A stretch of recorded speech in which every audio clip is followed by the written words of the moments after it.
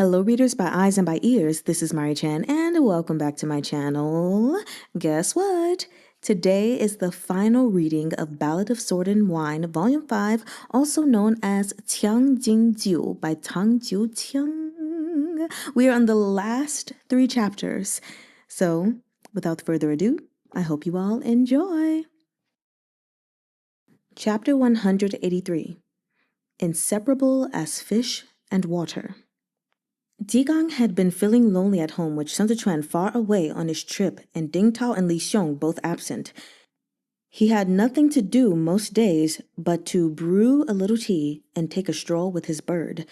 His culinary skills were exemplary, so he looked after Yao Wenyu on Shen Zichuan's behalf.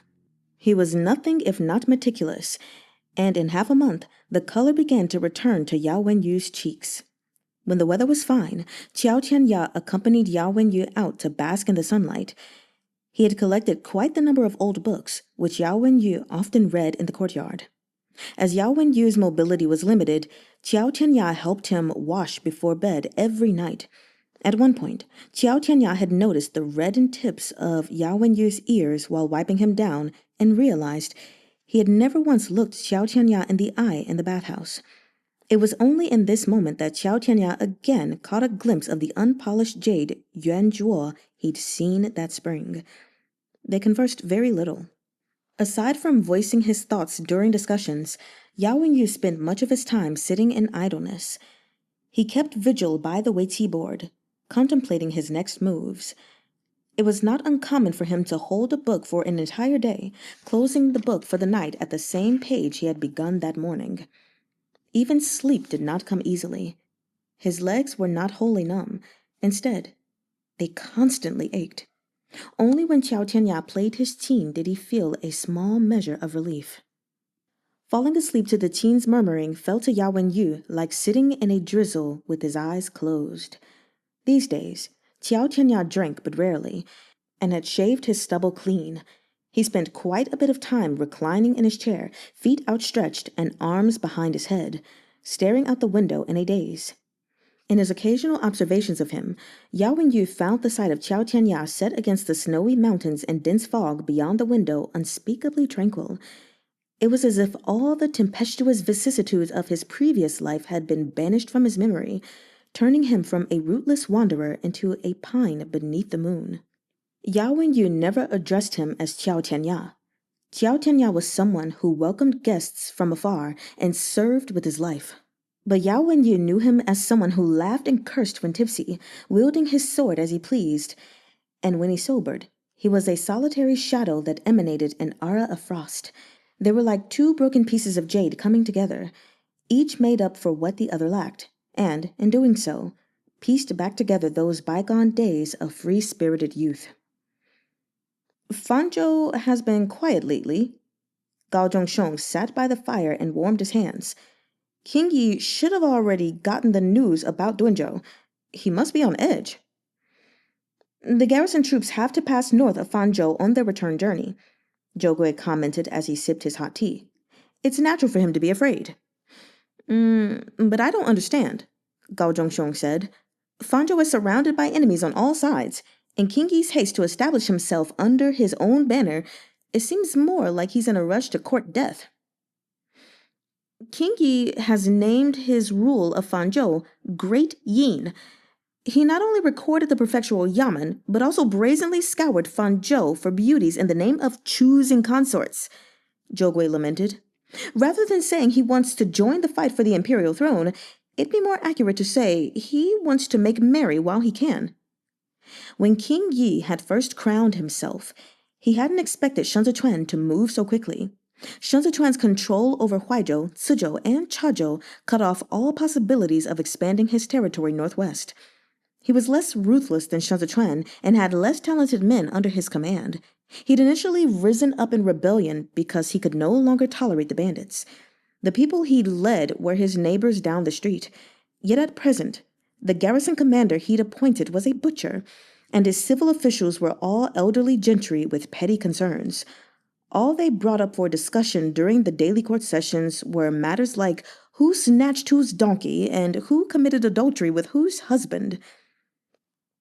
The prefectural governor said King Yi can't fall yet, Gao Zhongxiong replied. We have to keep him alive until next year. King Yi knows he's powerless to resist the real offensive.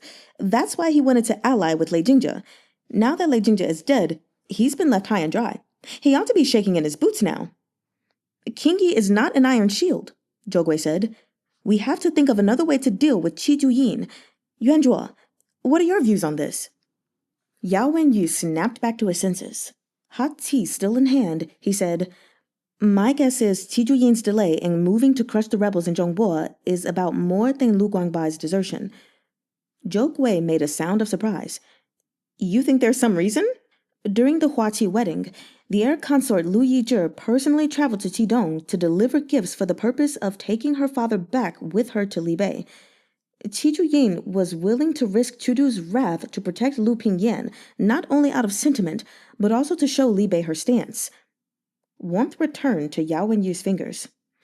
If Qi Juyin orders Chudu's command and heads north to quell the rebels in Zhongbo, she'll be facing two battlefronts alone, one to the north and one to the east. If Chudu orders her to attack Libei once she recovers Zhongbo, Libei's front line in the north will fall apart. Without the Libei armored cavalry, she will become the last line of defense in the east. All her troops will be deployed into battle, and the geographical advantage she enjoys in Chudu will vanish. Should that time come, it will be all she can do to grit her teeth and push on. Realization struck Gao Zhongxiong. If it comes to that, then even if Qi Juyin is able to defeat Amur, she'll have no strength or resources left to challenge Chudu. Yao Wenyu nodded. The Qidong garrison troops are the backbone of Qi Juyin's power. With these troops scattered or dead, Chudu will easily replace her. Zhou Gui sat dazed for a long moment before speaking. The Grand Marshal is far-sighted indeed. Yuan Zhuo, how did you come to this conjecture? Before the 8th month, when the prefectural governor was still here, we all thought Qi Juyin would come. It was only after the wedding that I began to suspect it, Yao Wenyu said. Before that, the Grand Marshal put off heading north under the pretext that there was no one to guard the Bianjuan commandery, which in turn allowed the Marquis to return to Libei. The Empress Dowager sent Han Cheng to escort the bride to Qidong, in part to place pressure on Qi Juyin. But even after the wedding, the Marshal remained in Bianjuan without making a move. No matter how badly the Empress Dowager wanted Qi Juyin to deploy her troops, she had no more bargaining chips left. Her final trump card had been Hua Xiangyi, and she had played it. Who could have known Qi Shiyu would have a stroke? Thus, this round was as good as forfeited. Everyone under the Empress Dowager's command would now be secretly gnashing their teeth over the fact that Qi Juyin was not a man. They were still chatting around the brazier when Qiao Tianya lifted the curtain and announced, "The prefectural governor has returned." Zhou Gui and Gao Zhongxiong promptly rose to their feet. Gao Zhongxiong reached for Yao Wenyu's wheelchair, but was a step too slow. Qiao Tianya beat him to it, taking the wheelchair with a natural ease to push Yao Wenyu through the curtain that had been lifted for them. Fei Sheng had taken extreme care on the road, but the 9th month was right around the corner. Shen Zichuan couldn't avoid the onslaught of cold even huddled up against Xiao Zhiye. He fell ill again, this time with a fever so high it seemed to burn up whatever composure he'd possessed in Duanzhou. The recruitment for the Duanzhou garrison troops was of utmost importance, and the advisors had been waiting in the study to speak of this all day. Even while tucked into bed, Shen Zichuan was still mulling over the matter. "Hand the accounts from Duanzhou over to Yuan Zhuo." Cheeks slightly flushed and one palm over his eyes to shield them from the dim light, Shen Zichuan said, "Have Chengfeng assist. Draw up an estimate of the military expenses for Duanzhou tonight and send it over to Tantaihu within 2 days at the latest." Raising a hand to block the light for him, Xiao Zhiye combed his fingers through Shen Zichuan's slightly damp hair to brush it aside. "I know." Shen Zichuan didn't want Xiao Zhiye to leave, but the business of the garrison troops was pressing, and the Biansha horsemen would remain a menace so long as the situation in Duanzhou remained unclear. There could be no delays in establishing Duanzhou's defenses. He peered at Xiao Zhiye through half-lidded eyes. "Tell Qiao Tianya about the arm guard. He'll take care of it." Xiao Zhiye hummed an acknowledgement and watched as Shen Zichuan closed his eyes. He waited a moment for Shen Zichuan's breathing to even out before rising to change his clothes. As he walked down the steps, he said to Fei Shang, "Wake the prefectural governor up when the medicine's ready. Make sure he finishes it." Even after returning home to Cizhou, Fei Shang had continued to keep close watch on the preparation of Shen Zichuan's medicine. Fei Shang walked alongside Xiao Chiye and accepted the order with a nod. "If he awakes when Shifu comes, invite him in. If not, ask Shifu to come back later." Chen Yang came over to drape Xiao Chiye's coat over his shoulders. While Xiao Chiye was putting it on, he said, "If Shifu asks what happened in Duanzhou, skip to the part about Fuxian Peak. I'll tell him about it myself later." Xiao Chiye paused and looked at the sky. "I'll be back before it's late." He spoke without breaking his stride. "Remember to prepare some candy when the medicine is ready. You can also try honeyed water." He hurried off before the words had fully left his mouth. Upon arrival in the study, while everyone was still standing to pay their respects, Xiao Chiye took his seat and skipped all the formalities. As Yao Wenyu looked over the account books of the Yan clan in Duanzhou, Kong Ling updated him with a detailed report on the situation. Not a single one of the advisors dared smoke their pipes today as they sat straight-backed before Xiao Chiye. The Marquise's oppressive aura made it difficult for them to even lift their heads. They kept their reports concise and clear, not even daring to overdo the flattery. The question of Duanzhou was a complicated one. The largest logistical hurdle lay in its rather substantial distance from Cizhou, along with the fact that Fanzhou lay between them. As a result, there was much that needed to be discussed in detail.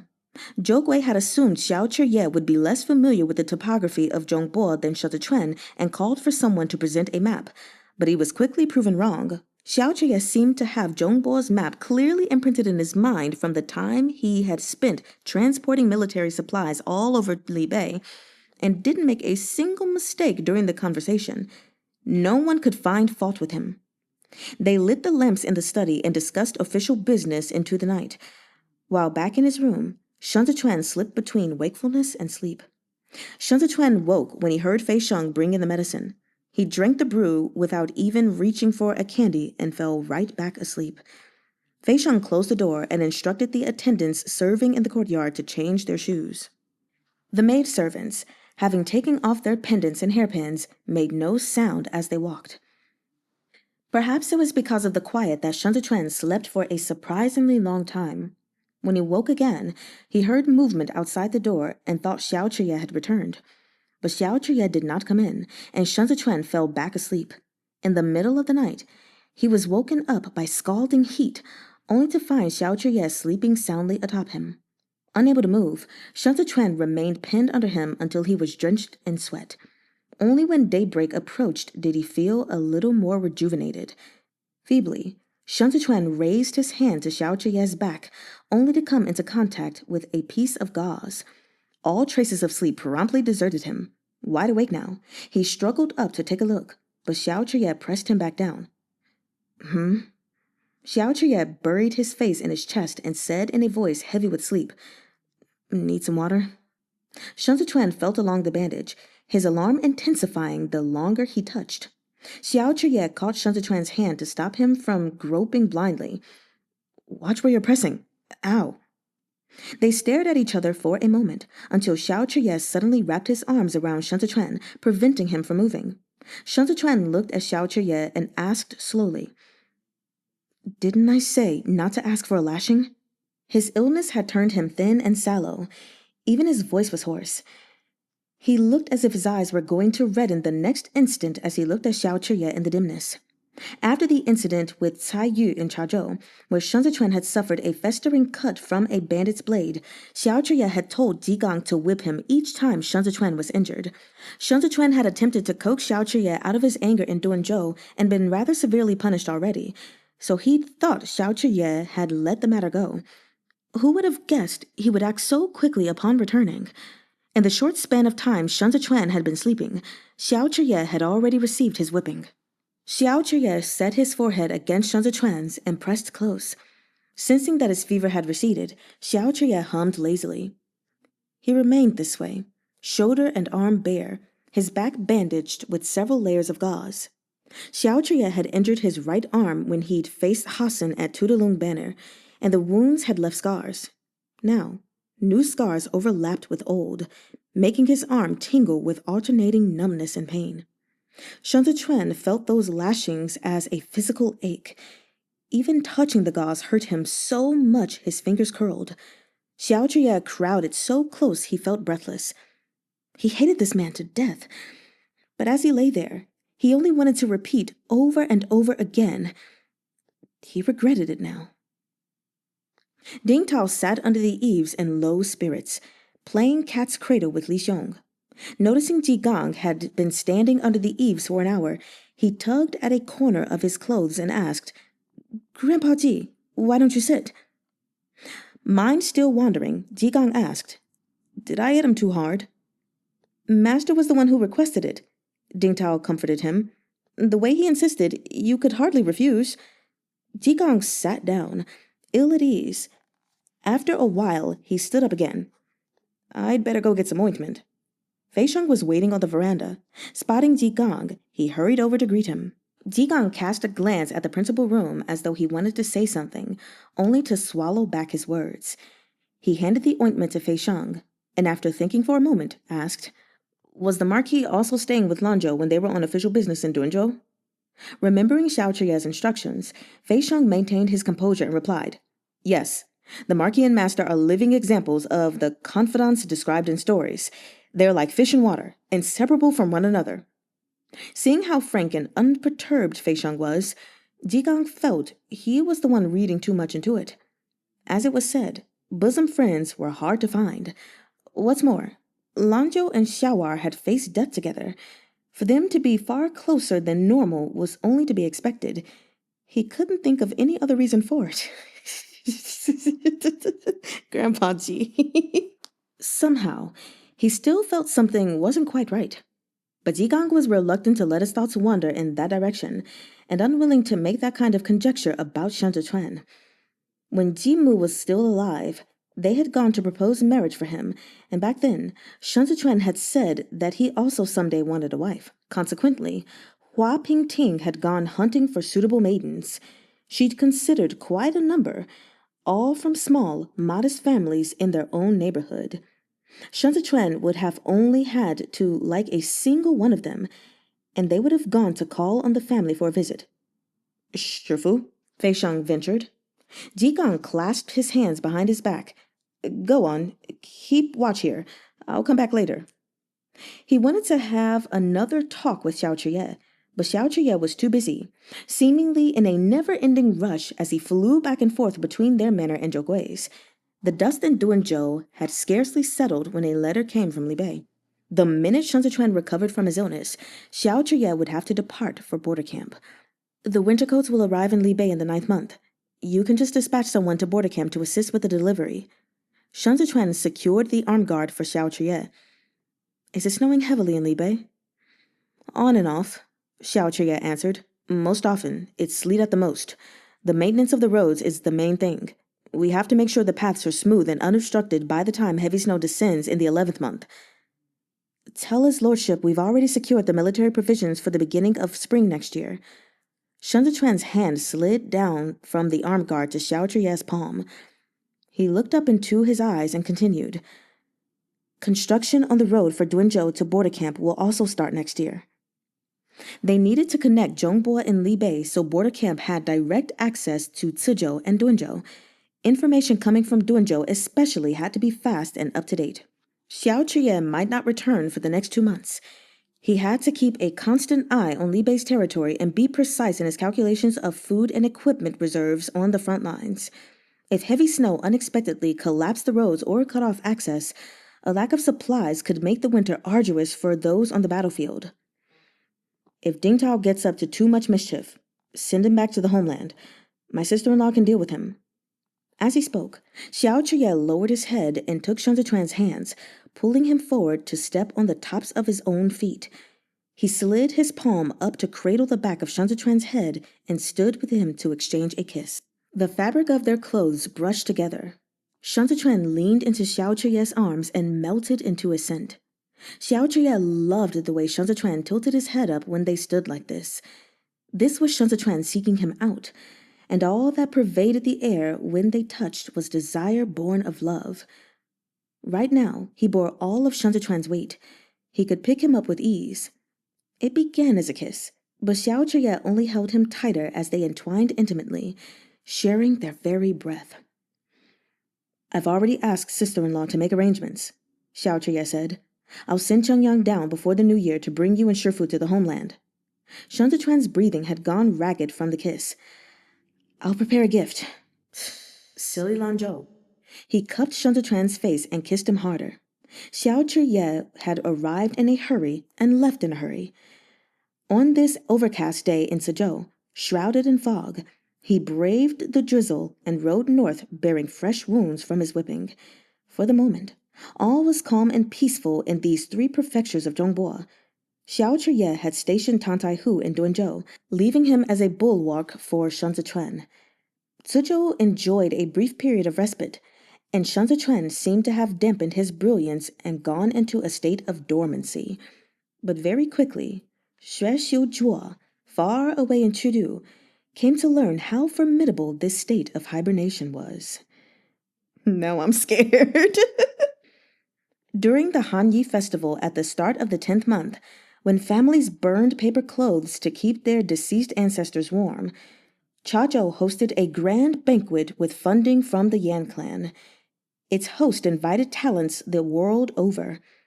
It didn't matter whether the person was a distinguished scholar from the countryside or a reclusive statesman from a bustling city. As long as they were academically polished, they received the invitation to participate in a discourse between men of letters. Had the host been a nobody, his invitation might have gone unanswered.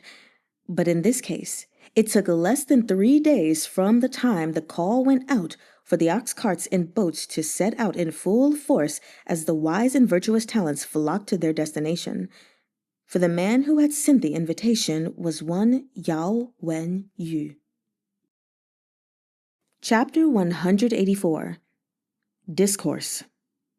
Chazhou was hit by an unbroken spell of wet weather in the 10th month, and the rhythmic drumming of rain against the banana leaves outside the windows was audible even with the curtains down. Luo Mu was in his day robe, not his official garb, as he sat in the seat to the right of the guest of honor. He surveyed his surroundings. The tea house was filled to the brim with people. The guests hailed from all corners of the land, and a sizable number wore sandals and rain cloaks made of straw. It was after midday. The incense lit by the window had already burned out. Hearing movement, Luo Mu straightened up and looked toward the door, where an oil paper umbrella swayed aside to reveal a figure in a dark blue scholar's robe. His voluminous sleeves rested on his knees, where a cat lounged. Delicate wrist bones peeked from under his cuffs, drawing the eye to his long fingers and making them appear all the more graceful and strong. Yao Wenyu bowed from his wheelchair and said solemnly, "I apologize for keeping the elders waiting." The little wheels of his chair rolled over the wooden floorboards as Xiao Tianya pushed Yao Wenyu in. Murmurs rose among the assembly. Those who had not removed their straw hats earlier took them off now, one after another. Countless gazes fell upon Yao Wenyu, watching him attentively. He came to stop before the round window. Elder Mei of Qinzhou, smoking his pipe, tapped out the ash and looked at Yao Wenyu. "We have gathered here today to attend the symposium to which our young friend Yuan Zhuo here has invited us. It has been a year since we last met, and my young friend has become only more poised." Tea had been served, and the incense was lit up yet again. What was called a symposium was simply an extended conversation. The host and guests sat facing each other, politely forbidden to touch upon political affairs or civil issues, only discussing profound and esoteric subjects. This was why Luo Mu was not wearing his official's robe today. This kind of philosophical discussion required its participants to be not only erudite and insightful, but also poetically eloquent. Yao Wenyu, having traversed the world in his search for knowledge, was adept at this art. This was why his singular invitation had garnered hundreds of responses, allowing him to organize this symposium in Chazhou. He had been known as a skilled conversationalist in the past, and his ideas were original and distinctive. And as he did not enter civil service despite his noble origins, he was far more popular than Hailiang Yi among the reclusive scholars who were most averse to politics. Elder May had already been waiting an hour, so after the customary exchange of greetings, he cut to the chase. "I see my young friend is changed." This body is not my own. This change does not reflect a change in me," Yao Wenyu answered. "I don't know why, but I like that." Elder May set down his pipe. "I can see it with my own eyes. If you have not changed, why do you not stand up?" Yao Wenyu put down the Taoist horsetail whisk he had been holding. "Was I standing a year ago when we conversed in Qingzhou?" "Of course you were," Elder May said. "Then I am still standing now," Yao Wenyu replied. Luo Mu had once participated in such a dialogue while pursuing his studies in Dangzhou, but that had been merely an informal discussion among fellow students. Kongling was also a talented rhetorician, but for some reason, he had not appeared today. The conversation continued, as did the drizzle outside. Everyone listened with rapt attention. Leaning against the door, Qiao Qianya watched the raindrops splash off the eaves and cast a hazy veil over the mountains in the distance. Yao Wenyu's voice was crystal clear, and his calm and collected answers seemed to fall like the weighty stones he placed on the board in his courtyard, one at a time, pattering down amid the rain. "Since a symposium can convene the wise and virtuous, why isn't the Imperial College organizing one?" Li Jianting asked Xuexiu Zhuo as she sat for her lessons. Xuexiu Zhuo closed the book in his hand and replied with a question. "What sort of people may participate in such a discourse?" "All the learned men in the world," Li Jianting replied. "Wrong." Xuexiu Zhuo looked Li Jianting in the eyes. "It's those with full stomachs and no worries in the world." Xuexiu Zhuo had participated in such symposiums before, although not many times. To court officials like him, Jiang Qingshan and others, these so-called philosophical symposiums were empty rhetoric. The participants discussed neither state affairs nor civil or agricultural matters. These dialogues were all the rage in the 13 cities of Juexi, and almost as popular as the 8 cities in Chengdu. Pan Lin and the other young masters of noble clans held Yao Wenyu in such high esteem partially because Yao Wenyu rarely touched on politics, signaling his detachment from worldly concerns. But such detachment was built on the prerequisite that he never had to worry about basic necessities like food or clothing. Such conversations had gone extinct in Zhongbo after the reign of Xiande. Was this due to a lack of learned men in Zhongbo? No. It was that there was no longer a person in Zhongbo who wasn't starving. Li Jianting thought it over. In that case, why would Yao Wenyu invite all of these people with full stomachs and no worries in the world? After a moment's silence, Xuexiu Zhuo turned his gaze to the swaying banana leaves outside the window. The rain sheeted down, just as it had on the day he had played weiqi with Yao Wenyu on Mount Bodhi. The sky had darkened outside the tea house, but the dialogue had yet to conclude. Elder May, being advanced in age, was tired from sitting so long. He was debating Yao Wenyu on the nature of the changed and the unchanged, and he had already drunk several cups of tea to moisten his dry mouth. Elder May cleared his throat. "The change I speak of is the bodily change before our eyes. And it's not just that. You have changed, time and again, and so has the world. You are no longer the same you were before, and certainly not the you from 1 year ago." All eyes fell upon Yao Wenyu, waiting for his answer, but he merely bowed to Elder May from his wheelchair, letting his sleeves sweep down. "You are absolutely right." A flurry of murmurs rose up the moment these words left his mouth. How could the dialogue end here? They had come all the way to Chazhou from every corner of the land to hear these members of the literati debate until a clear victor emerged. Who would have expected Yao Wenyu to simply concede defeat? Gone is the glory of the reign of Yongyi. The Zhou Empire is on the wane. Between the incursion of foreign enemies in the northeast and the collusion betwixt officials and merchants in the southwest, how many places are there left in this world where one can converse freely about the mysteries of the universe? The murmur swelled into an uproar. An enraged Elder May tossed his pipe aside and covered his nose with his sleeve. "Foul! Foul! Foul!" Heaven preserve us from this unbearable stench. What vulgar words are these? Since when has Yao Wenyu become Hai Ren Shi? Tea tables clattered as several people rose to their feet. Luo Mu too, ready to dissuade the others. Yet unexpectedly, Yao Wenyu, still positioned at the window, started laughing. The more he laughed, the louder the sound became. Look at how severely the fields of the commoners in the 8 cities are misappropriated. The specter of streets dotted with emaciated corpses has long ceased to be empty talk. I've changed, yes, and so has the world. You live within it. How long can you remain unchanged? Elder May had already gathered himself to leave, but on hearing this, he couldn't refrain from a rebuttal. All living creatures will perish without what keeps them alive. Footnote number 2. This is a line from the Tao Te Ching by Chinese philosopher Lao Tzu, considered the founder of Taoism. I'll read it again. All living creatures will perish without what keeps them alive. To change or not to change is the natural order of the world. You strayed from the path and fell into the trappings of the secular world. Do you think to emulate Qi Huilian or Hailiang Yi and become some virtuous politician? The one who forced this change on me is none other than you, and the society within which we exist, Yao Wenyu said. Elder May clutched the table, breathless with indignation. Letting events take their course is the natural order of things. What did Qi Huilian change? What did Hailiang Yi change? You were following in their footsteps. Yuanzhuo, Yuanzhuo, this is a futile endeavor. Yao Wenyu schooled his expression. You speak of the natural order of things. Then in your mind, this empire shall change as it ought, and this world will descend into anarchy as it must. You may continue to stand by and do nothing if you wish, but I have abandoned that path. I have stepped into this turbulent world. Elder May stumped his feet in anxiety, yelling like a child, No!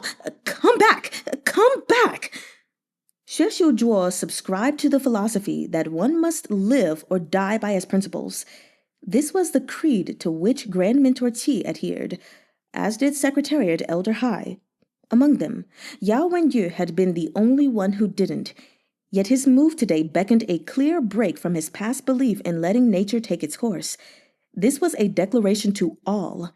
Yao Wenyu was no longer a detached scholar. He had become a man of the secular world. Pelting raindrops fell before Qiao Tianya's eyes, sending up tiny sprays of water and stirring up ripples in the mud. A small fish with fine scales leapt out of the turbulent pond, and Kong Ling, sitting nearby, caught it and tossed it back. Fei Sheng held an umbrella while Kong Ling and Shen Zichuan, both in bamboo hats, fished by the pond. Kong Ling cast out his line again. After today, men with lofty aspirations ought to flock to Zizhou. Shen Zichuan adjusted his grip on the fishing pod. If men with lofty aspirations were so easy to obtain, how would I have let this learned gentleman slip through my fingers? Kong Ling laughed and avoided answering by saying, This move of Yuanzhuo's is both a change of path and a new undertaking. He has declared to the world that Secretariat Elder Hai's legacy lives on in Zizhou. He is no longer the same man he was before. Shen Wei has his brush and ink at the ready. Whether Yuanzhuo can redeem his reputation in the hearts of the world's scholars will hinge on one's clerk's lyrical expression. Yao Wenyu had been disavowed by the students during the Imperial College riots on account of his noble birth, but he had now embarked on a different path from that of Elder May and his ilk. With the help of Gao Zhongxiong's persuasive penmanship, his shattered legs might become a definitive statement of will and ambition. Questions would no doubt follow. Why had Yao Wenyu come to Zizhou? If it was because he was guilty of some crime, why did the imperial court send no one to arrest him? Anyone who pursued this line of inquiry would see that Zhongbo had been irrevocably fractured. The spring imperial examinations were cancelled due to the passing of the Tianquan emperor. Shen Zichuan continued. In short order, Secretariat Elder Hai remonstrated the court with his death, and the imperial college students attacked the officials of common households. Many officials handed in their resignations during this time, yet Chudu still has to maintain stability between 3 opposing parties this winter. He swung his fishing pod and went on. Xue Xiuzhuo has half a foot in the Grand Secretariat by virtue of his control over the heir apparent. For this reason alone, the Empress Dowager must suppress the pragmatic faction he leads. She cannot afford to let him become a minister with the genuine powers of a regent. But if that's so, when will he be able to fulfill his promises to the Imperial College? He and Yuan Zhuo are old acquaintances and fellow students under the same teacher. Now that Yuan Zhuo has openly joined my camp, people will naturally conclude there is more to this schism than meets the eye. What's more, the transgressions of the Li clan have been long known to all, and men with ambition, seeing that King Yi of Fanzhou has yet to be taken down, are popping up one after another. Even if Xue Xiuzhuo wants to strike back at us, his hands are tied. No matter how you look at it, all he can do this winter is hunker down and take a beating. The noble clans have created quite a mess. Kong Ling shook his head as he adjusted his hold on the fishing rod. The Empress Dowager refuses to release her grip on power, and everyone in the Grand Secretariat has lost heart. Meanwhile, Xue Xiuzhuo's own authority remains tenuous. While these three remain locked in a stalemate, the 8 cities' misappropriation of commoners' fields will remain unresolved. The longer this drags on, the more advantageous it will be for the governor. Gao Zhongxiong's essays entered circulation a few days later, just as planned. The tailwind Hailiang Yi's passing had left behind had not died down at all. As long as the message was sincere, it could evoke a collective lament. The precise contents of Yao Wenyu's statements in Chazhou were unimportant. The crucial thing was that even ignorant students who couldn't tell rice from wheat now had to face facts. Those facts, in just 6 months, Chudu had lost any ability it once had to maintain the stability of its empire. The man Yao Wenyu had aligned himself with was Shan Zichuan, a supposed criminal subject who had rebelled and fled Chudu with the alleged regicide Xiao Chuye. Yet this pair had not only escaped execution, but were now a rising power in the northeast. The Empress Dowager couldn't force the Qidong garrison troops to move, so Han Cheng once again emerged from obscurity and requested to dispatch the 8 great battalions to exterminate Shan Zichuan far away in Suzhou. The Ministry of War, however, declined to approve it, on the grounds that Chudu had no generals to send. The conversation was an unpleasant one, and with the end of the year closing in, the relationship among the 3 sides grew increasingly fraught. Once snow began to fall in earnest, the number of migrants seeking asylum in Suzhou and Chazhou surged once again. At the same time, Tan Tai-hu was recruiting soldiers for the garrison troops in Duanzhou. The embroidered uniform guard under Shan Zichuan was also enlisting new members. Shan Zichuan planned to let Heiriku's men train with the embroidered uniform guard. Before Shan Zichuan realized it, the 12th month was upon them. As he hurried to ready his New Year's gifts, a winter snow brought an unprecedented snowfall down on Li Bei. That feels ominous. Chapter 185. Hongyan.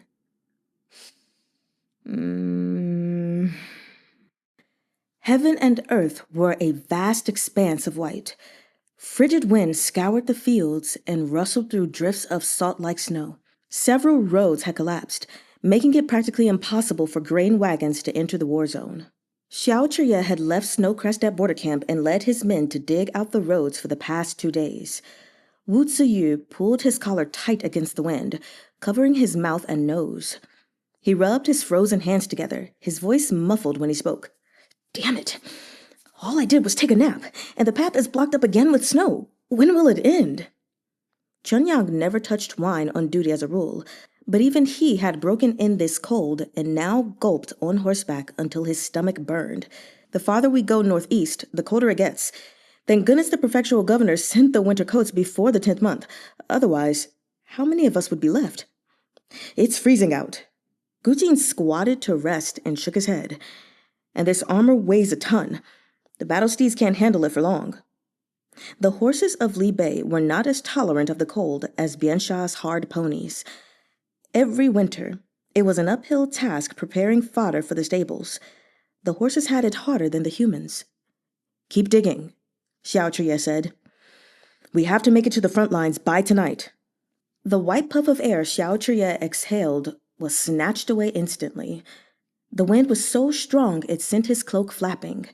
Ahead of him, there was no end to the snow, and the blocked road north of Third Sand Camp was a dead end. His only option was to lead his supply squad on a long detour from the Liuyang camps. Second Sand Camp had run out of supplies and was now relying on First Sand Camp to replenish its stock. These two camps bore the brunt of the frontline combat, and their equipment saw the most wear and tear. To this end, his father had transferred a group of craftsmen to the camps in the 11th month, but with more than 50,000 men in total, a staggering amount of raw materials was needed. It was up to Xiao Zhiye to maintain an uninterrupted flow of iron, wood, leather, and other necessities to both camps. Despite this, the one in the most challenging position was Zhao Hui, who was stationed at base camp, just west of Tudalung Banner. Heavy snow had persisted for several days, and the path, which had already caved in once, was no longer usable. The wooden planks Xiao Zhiye had used to repair it couldn't withstand the weight of the snow, and the grain wagons were heavier still. Xiao Zhiye didn't dare bring them through without careful consideration. Zhao Hui would have to wait a few more days as he set off from the frontline camps, grain wagons in tow, and skirted around Tudalung Banner to get to him. Gu Jin huffed warm air into his palms and stood back up. "Keep digging." The supply squad hadn't had a day's rest in the past 3 months, yet none of the soldiers groused because Xiao Zhiye had not gotten a break either. They had been practically running circles all over Li Bei's territory. By now, Xiao Zhiye could point out the quickest route from one camp to another with his eyes closed. He was blessed with astonishing stamina and energy, and the busy transport of supplies had not delayed the recovery of his right arm. Even before they had set off from border camp, he was drawing the conqueror bow, and the ear-piercing twang of the bowstring had left the Li Bei armored cavalry dumbstruck. Xiao Zhiye arrived on the front lines in the dead of night, whereupon he met Xiao Fengshu, whose forces had just withdrawn from the battlefield. Father and son both made for a rather sorry sight as they reunited before the dimly illuminated tent. Xiao Fengshu took off his helmet. It was such a cold day, yet he was drenched in sweat from battle. He accepted a hot towel to wipe his face, then nodded to Xiao Zhiye before ducking to enter the tent. Both commanding generals, Zuo Qianqiu and Jiang Sheng, were waiting inside, along with the deputy generals and brigade commanders from 1st and 2nd Sand camps. Everyone looked exhausted. "It's too damn bizarre." Xiao Fengshu tossed the towel on the table. "Those ponies are so stocky their asses are almost dragging on the ground. How can they run so fast in this snow? We can't retreat." Zuo Qianqiu stood before the map and pointed to the southeastern corner of Tudalung Banner. "If we pull the line back any further, this area will fall into enemy hands. It'll cut off Zhao Hui's remaining supply route. If Hassan drags out the battle over the winter, he'll wear Zhao Hui down in Tudalung Banner." Spring came late in Li Bei. The snow on the ground now wouldn't melt until the 3rd month next year at the earliest. Even if Zhao Hui had enough food stockpiled at base camp, the army would deplete and wear down their equipment. There were few craftsmen to repair it at base camp. "According to the reports we've been getting," Jiang Sheng said as he kicked off his boots and poured out melted snow, "Hassan's been giving Zhao Hui's troops the slip. He knows the camp can't be resupplied in this weather, so he's hoping to tire Zhao Hui out while he can." Xiao Zhiye sat in the corner and ate his flatbread with milk tea. Despite wolfing down his food, he didn't miss a word. After staring at the map in silence for a moment, Xiao Fengshu spoke. "Hassan's planning to ambush him." Xiao Zhiye thought so too. Hassan wanted Zhao Hui exhausted. The Li Bei armored cavalry consumed too much equipment, and their battle steeds were no match for the Biansha ponies in winter. 3rd Sand Camp could only render minimal assistance to Zhao Hui now that the roads were blocked, and base camp had no reinforcements to back them. When Guo Wei Li had been stationed there, the Liuyang camps, led by Zhao Hui, had served as his reinforcements. But now that Zhao Hui had stepped to the fore, all he had behind him were the troops guarding the northeast provisions trail. And right now, even those couldn't reach him due to the heavy snow. "Hassan will know the supplies have made it here." Xiao Fengshu looked back at Xiao Zhiye. "He'll make his move in the next 2 days. Any longer than that, and Xiao Zhiye would proceed north. Hassan would miss his opportunity." At first light tomorrow, I'll lead Squad 3 to lie in wait over here. Xiao Fengshu swept a finger over the map. Qianqiu will stay here to guard the camp, and Lao Jiang will circle around behind them. We'll form a net here. At the very least, we have to knock Hassan back a little. This kid isn't just good at field operations. He's a master at both offense and defense. We can't let him find cover. We need to box him in on the snowfield. The armored cavalry was a wall in motion. If they could outflank him, Hassan would run up against this wall. Restricting the Biansha horseman's steed was equivalent to chopping off its legs. Even off their horses, the Libe armored cavalry remained an obstacle that would prove tough for the Biansha scimitars and pike daggers to break through. After the meeting ended, Xiao Chuye lingered in the tent. Zuo Qianqiu stepped over and patted Xiao Chuye's right arm. Have your wounds healed?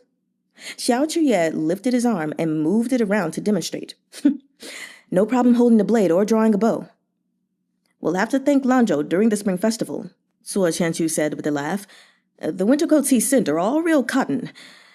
The last few years, the coats Chudu sent were all padded with paper scraps. Your sister-in-law wrote to say she would personally cook a meal to thank him when he comes. Xiao Chuye darted a glance at Xiao Fengshu, then replied humbly, He's only doing what he ought. It's nothing deserving of that kind of thanks from my sister-in-law. A few days ago, he sent a letter saying his New Year's gifts have been prepared. The end of the year will be here before we know it. Xiao Fengshu sprinkled salt into his bowl as though he hadn't heard a word of their conversation. Your father was praising him for days after we got the coats, Zuo Qianqiu went on. During the spring festival, Nope. I never praised him, Xiao Fengshu said flatly. Right. Zuo Qianqiu threw Xiao Chuye a meaningful glance. I was the one showering him with praise. Why aren't you going to bed yet? Xiao Fengshu asked Xiao Chuye. Xiao Chuye watched him finish his milk tea before responding. Will you be wearing your heavy armor when you head out to lay the ambush tomorrow? How am I supposed to intercept Hassan without it? Xiao Fengshu set his bowl aside. He's more formidable on the field than Amur. Then take off your helmet, Xiao Chuye said. There could be scorpions hidden among Hassan's troops. Without our helmets, how can we be considered an iron wall? If we want to trap them in the snow, this is the only way to fight. Xiao Fengshu rubbed his hands to warm them and thought for a while. According to your report, there are very few scorpions, not enough to pose a serious threat to the Libe armored cavalry right now. Even if there are scorpions among Hassan's troops, there can only be a scattering of them. The armored cavalry is too heavy. Xiao Chuye looked up at Xiao Fengshu. We have to make changes after spring next year. If we want to push the Biansha horsemen back east, we should be prepared for all possibilities. You want to strip the cavalry of its armor to lighten its weight. Xiao Fengshu finally turned to look at him. But you still can't match the speed of the Biansha horsemen like that.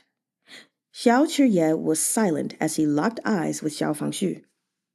The troops you trained in Chudu were all infantrymen, and your experience battling on horseback comes from Lu Gongbai. But Libe doesn't have the natural geographical advantage of the Bianzhou commandery. If we want a wall, we can only rely on our own heavy armor. Xiao Fengshu looked away and tossed a few pieces of coal into the brazier. Your elder brother lightened the Libe armored cavalry, but he still couldn't break through that line in the east. Xiao Fengshu gazed into the brazier. Amur simply reacts too fast. He's gotten a clear handle on the Libe armored cavalry over the past few decades. An addition here or subtraction there won't beat a man like that. The armored cavalry needs to transform like never before. This was the fundamental predicament of the Libe armored cavalry. Amur has succeeded in training his Scorpion unit, and if the results of their last confrontation were anything to go by, their hammers would be the Libe armored cavalry's bane. Removing their helmets was no true solution. It would merely signal that cracks had begun to show in the Libe armored cavalry's heavy armor. The problem put Xiao Fengshu at a loss. Despite the liability, their heavy armor was also the only advantage the Libe armored cavalry had left. He had no choice but to continue taking the risk. If they discarded this, they could no longer hold their own against even the ordinary Biansha horsemen. Amur was a true strategic genius, and his son Hassan was also remarkable. Biansha was entering what appeared to be a golden age. By next winter at the latest, Xiao Fengshu imagined Amur would be able to finally unite the 12 tribes. When that time came, the entire eastern side of Zhou would become a war zone. That was the primary reason Tang Jiu Qing had been so steadfast in her refusal to lead her army north or fall afoul of Li Bei. She, too, had glimpsed this monstrous beast from where she stood in Qidong. She could not afford to quarrel with Li Bei over strife in Chudu, for they would inevitably stand on the same battlefield in the future. Their enemy had grown so powerful it chilled their hearts. What should they do? As he lay on his cot that night, Xiao Chuye pillowed his head on his arms and contemplated this question in the dark. Li Bei possessed the best military craftsmen in the world, a staggering number of them, yet they had no recourse against Amur. It was a kind of humiliation. Even Amur wasn't invincible. The Biansha horsemen had their weaknesses too, but these weaknesses were obscured by their unbelievable speed. If Li Bei hoped to turn the tide, they had to remove this advantage. Yet it was at this moment that Xiao Chuye was struck by his own unfamiliarity with their enemy. He had crossed swords with the Biansha horsemen too few times, and all his dreamed-up countermeasures were merely armchair strategies. He would never devise real tactics while viewing his foes through a hazy mist. Xiao Chuye couldn't sleep. He rose to pull on his coat. When he stepped out of his tent, he spied Xiao Fangshu sitting a little distance away, conversing with some of the soldiers. Noticing his son's presence, he patted the space beside him and handed Xiao Chuye a bowl of milk tea as he sat. It's taboo to stay up late when you have to ride for war in the morning. Xiao Chuye sipped the warm milk tea. When I was your age, I could go without sleep for 3 days and still be bursting with energy. Xiao Fangshu's coat was old and worn, its edges frayed almost to nothing. It had been mended over and over by Lu Yizhi, but even so, he refused to switch to a new one. This one had been sewn by his wife. Xiao Chuye gulped down the tea and frowned. That was donkey's years ago. Father and son sat before the crackling fire, shoulder to shoulder, in companionable silence. Realized how exhausting this is yet? Xiao Fangshu eventually asked. Xiao Chuye did not respond. Xiao Fangshu looked at his youngest son. After a moment, he said, When you were a boy, you wanted to fly. You fought to the death to succeed with Meng. You're doing the same thing now to win. And whose bad habit is this? Xiao Chuye heaved a sigh. Xiao Fangshu laughed. Not mine. Your mother's. Xiao Chuye rubbed a finger along the rim of his bowl and paused. You lost to Amur at 23. I lost to Hassan at 23. It took me 7 years to collect on that debt. The firelight accentuated Xiao Fangshu's bold features, making him appear even more handsome and far more dignified and awe-inspiring than Xiao Chuye. Now you understand how it feels. After I lost to him, I couldn't find my way forward. I thought I didn't have the talent to be a commander. I'd seen plenty of outstanding commanding generals at Luosha Pass, many of whom were real geniuses. I suppose you've no idea about any of this, but... The corner of Xiao Fangshu's mouth curled up in a smile. Qi Shiyu was the one in the limelight back then. He turned Qidong into a force to behold. The Grand Marshal of the 5 commanderies seemed impossibly strong. When I looked at him, and looked at others, I thought I didn't have what it takes. There was no way I could stand on the same battlefield as them. The fire flickered, and a warring scene of glinting spears and armored horses seemed to manifest in the shadows at the edges of its glow. The banners snapped in the wind as if they'd be torn apart. But here was peaceful, as though this little campfire was the most tranquil corner of the world. Xiao Fangshu spread his hand and said, eyes downcast, I lost my first horse in that battle, but the Biansha horsemen didn't leave me time to wallow. The war dragged me out of my slump. I couldn't wait for someone else to step in, nor feel sorry for myself. When I stood at the front, I realized I didn't want to lose at all. I wanted to win. Win. This single, wild ambition had sustained Xiao Fangshu through all the decades he'd fought. It was the source of his endless motivation and ultimate glory. In those 7 years, he never dared to stop for a moment. Every day he was looking out toward the Hongyan mountains in the distance. He had come to know himself. and it had yielded a swift and resolute transformation. He had overcome every obstacle, even at the expense of offending his former commanding general, to build a stable at Luoxia Pass. This alone had taken him 3 whole years. By the time it was completed to his satisfaction, he was 28 years old. Xiao Fengshu scrutinized the lines crossing his palm. You returned to Li Bei and focused your attention on the armored cavalry and the imperial army as armies. But you never thought to look at the commanding generals. Guo Weili hurt Gu Jin and sparked a feud between the two of you. But Guo Weili's accomplishments on the battlefield are legitimate. He's been your elder brother's vanguard at base camp, and his defense of Tudalung Banner has been impregnable. Jiang Sheng is a veteran. He's rarely stood out, but his second sand camp is the pivot point that holds the lines together. He is the foundation that supports us all, whether up north or down south. Ah, yeah. What you possess is not just an army, but the experience countless soldiers and officers have amassed. You went to Zhongbua all those years ago to learn from Lu Guangbai.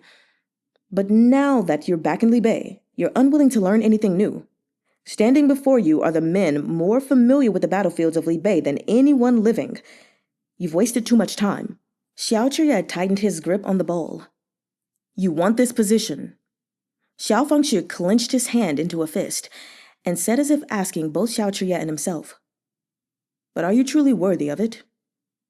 Before Xiao Chuye ever set foot back in Li Bei, he had already been rejected by its commanding generals. The feeling this gave him was difficult to describe. He had indeed been hurt by it. After parting ways with Guo Weili at Third Sand Camp, he got into no more disputes with these men. But that was also the point at which they'd gone their separate ways. Xiao Chuye had been back so long, yet the Imperial Army remained the Imperial Army. When he stood within the commander's tent, the divide between him and the rest of the generals was glaring. He didn't need these people to be the balm for his wounds. He and the others maintained an appearance of unity, but they were divided at heart, unable to reconcile their differences. The tea on the fire had begun to bubble over. Xiao Chuye felt he was like the wolf stalking at the edge of the pack. He seemed to have returned home, but in truth, he was still standing as far outside as ever.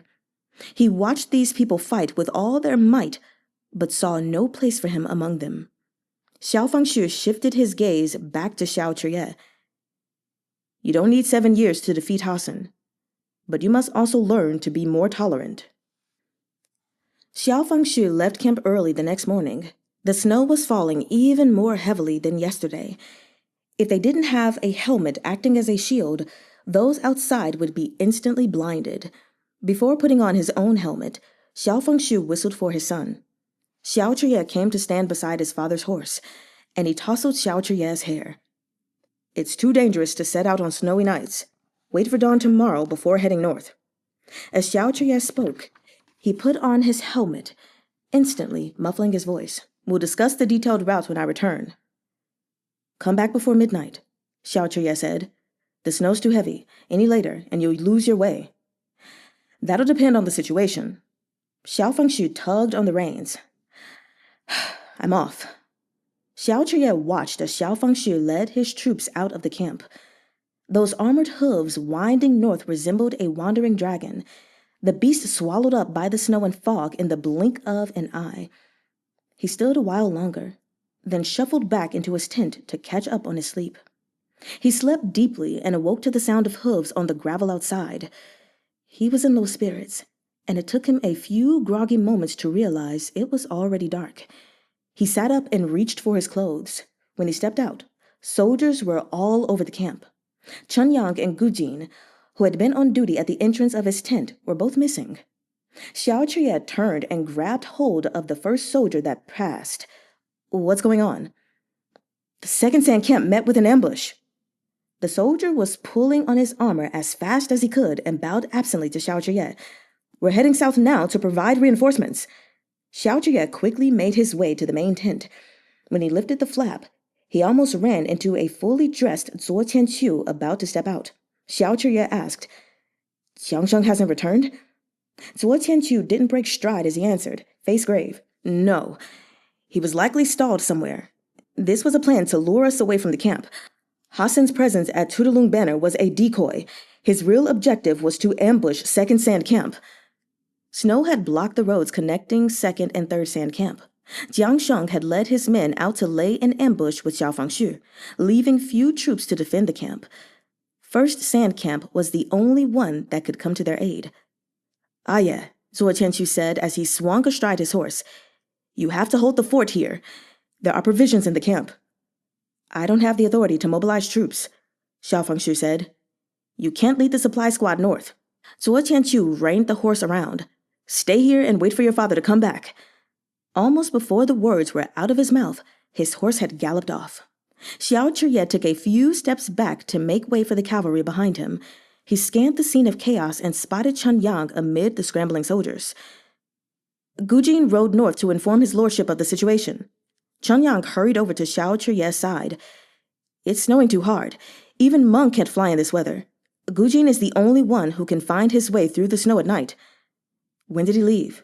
Xiao Chuye asked. "An hour ago." Chen Yang estimated the time. "He won't be back before daybreak." Xiao Chuye froze. "It's already past midnight?" "Long past." Chen Yang glanced worriedly at Xiao Chuye. "Their tracks will have been covered by the snow. Squad 3 is probably still in the snowfields, but Jiang Sheng is there too. Master, his lordship has many more men out there than Hassan. He's sure to make it back before dawn." Anxiety ate at Xiao Chuye. A restlessness he couldn't vent. He hadn't the authority to mobilize troops, and even if he did, the manpower left in 1st Sand Camp wasn't sufficient to launch any kind of expedition north. All he could do was wait. Hassan had wanted to lure them away from their base, but what did he hope to achieve with the sneak attack on 2nd Sand Camp? Xiao Chuye stared at the map, letting his finger trace the line Xiao Fangshu had drawn. That initial sense of unease had only grown stronger, gnawing at him. He felt as if he was still standing in Tudalung Banner on that snowy night, facing Hassan across the curtain of rain. 2nd Sand Camp's food was still in 1st Sand Camp. Xiao Chuye had just arrived last night. Jiang Sheng hadn't managed to transfer the provisions yet. The main route south from 2nd Sand Camp had been obstructed by the snow, so raiding 2nd Sand Camp would neither garner them food nor pose a threat to the 3rd Sand Camp. Then why? Xiao Chuye looked down at the map, at those intricate and complicated routes, and worried at the problem. Time passed too slowly. Xiao Chuye asked for the time again and again in the main tent. He paced back and forth before the map and rubbed away those haphazard lines. Gradually, he stopped tracing Xiao Fangshu's path and instead put himself in Hassan's shoes. Hassan was an accomplished hunter familiar with the roads of Libei. This had been evident even in Tudalung Banner. He had been wearing Jiaohui down, and the blizzard became his cover, allowing him to move in and out of the snowfields with ease. Why? Xiao Chuye stopped in his tracks. A chill raced down his spine, a knife-like cold that made his fingers stiffen. Exceptional hunters did not announce their targets. They were patient. Any weaknesses they exposed were bait designed to lure in their enemies. Hassan could move freely through the snowfields, which meant he must know the northern routes like the back of his hand. He knew what sections of the road were most suitable for an ambush. For the 6 months Hassan had been on the battlefield in the north, he had spent every day dealing with the Libei armored cavalry. He had been practicing all this time. He knew how Xiao Fangshu thought, where he would go. It was a trap. Hassan had trapped Xiao Fangshu the same way he had trapped Xiao Chuye. He had never planned to launch a sneak attack on base camp in the middle of a snowstorm, and he had no interest in 2nd Sand Camp. He had led them around in such a big circle, all for the sake of a single target. Xiao Fangshu. Xiao Chuye flung the tent flap open and ran headfirst into Chen Yang. Chen Yang staggered back and blurted without any courtesies, "Gujin is back!" Xiao Chuye looked out. Not only was Gujin back, even Jiang Sheng had returned. Xiao Chuye briskly strode over and pushed aside the armored cavalry standing in his way. He searched every face, but Xiao Fangshu was not among them. Jiang Sheng had been badly injured and carried back on a stretcher. The moment Xiao Chuye saw the smashed helmet beside him, The color drained from his face. Fuck. It's the scorpions. Gu Jing scrubbed at his face with a corner of his hem and said hoarsely, Master, they had our armor. They had our tokens on them. They disguised themselves as the Libe armored cavalry and waited at the relay station in Tudalung Banner. They tricked us. Where's my father? Xiao Chuye grabbed Gu Jing's collar and bit out each word of the question. Ambushed. Half of Jiang Shang's face was covered in blood. He could hardly hear himself speak over the ringing in his ears. He gripped the edge of the stretcher and mumbled, barely coherent. It happened right under our noses. They were too fast. Gu Jing's lips were pressed so tight they were bloodless. Under Xiao Chuye's gaze, he said with difficulty, I didn't find him, Master. Xiao Chuye shoved Gu Jing aside. He whistled before he remembered he'd left Snowcrest behind.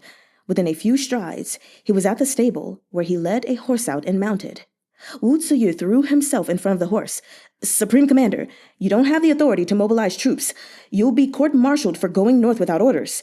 We have to send a message to Second Sand Camp and report. Xiao Chuye didn't even look at him. He cracked the horsewhip against the beast's flank and shot forth like an arrow. Damn it! Wu Ziyu flung his helmet down and shouted to his left and right. Quick! Report to Second Sand Camp! Xiao Chuye galloped through a boundless field of white. The wind tore at his sleeves as he followed the path of hoofprints northwest. The cold was penetrating, and very quickly, his freezing hands turned purple where they gripped the reins. Soon, the horse faltered, unable to continue galloping at such speed. Xiao Chuye dismounted and trudged through the heavy snow on foot. Following his keen sense of smell, he tracked his way deep into the snowstorm through the devastated battlefield. It was dark again by the time he found Xiao Fengshu. He covered his eyes with frozen fingers and rubbed at them furiously, but a sound he couldn't contain escaped his throat. The wind of the Hongyan mountains snarled in Xiao Chuye's hair. He stood helplessly, until at last he burst into gut-wrenching sobs. Give him back. Xiao Chuye fell to his knees, torn asunder by grief and anguish, as he choked with tears. To that deserted battlefield he cried, Give him back to me. Hassan had taken his father's head.